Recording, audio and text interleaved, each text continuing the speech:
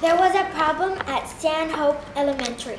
A cake had been baked for a class celebration, but someone had eaten that cake. This was a job for Stanhope's most famous student. This was a job for Drew Dropler, boy detective. Drew called 3 students into an empty room at the school. Each of them was a suspect. Drew questioned them all. Let's start with you, Matthew, or should I say Messy Matthew. I see that you have a very large red food stain on your t-shirt. The missing cake just happens to have cherry icing. I'll be quite curious to hear what you have to say. I did not take that cake. This is the strawberry ice cream. I got it all over myself. Drew paces back and forth across the room. He strokes his chin and appears to be thinking very hard.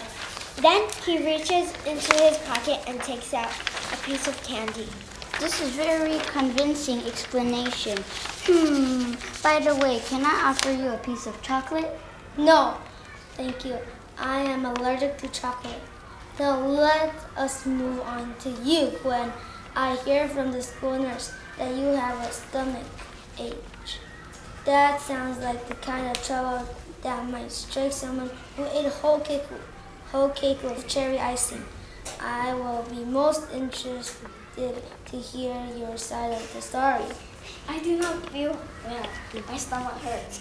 I have felt sick ever since lunch, but all I ate was pizza. Drew walks across the room again. He still looks like he is thinking hard. He reaches into his pocket. He pulls out a piece of candy. Very interesting. By the way, can I offer you a piece of chocolate? No, thank you.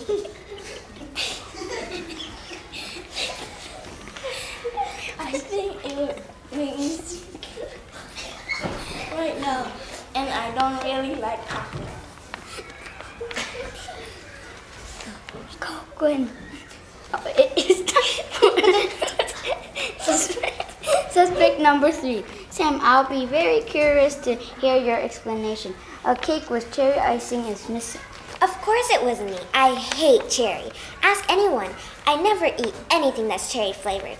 I don't even like real cherries. I swear I did not eat that chocolate cake with cherry icing.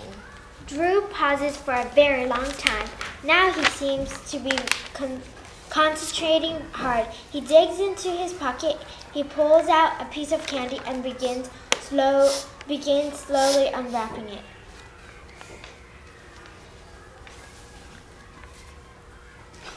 It's a very convincing argument, Sam.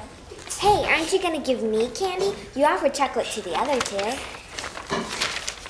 Oh, I very nearly forgot. How rude of me.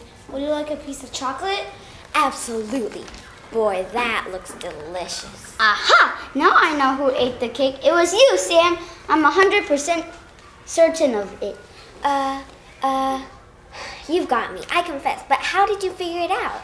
It was simple. I kept saying that the missing cake had cherry icing, but I never said that the cake was actually chocolate. Sam, you convinced me that you hate cherry, but you certainly love chocolate. You love it so much that you scraped the cherry icing off the cake and left it on the plate while you gobbled down all the chocolate cake. Sam was guilty. As punishment, Sam baked a new cake. This time he only ate 1 piece. Dun, dun, dun.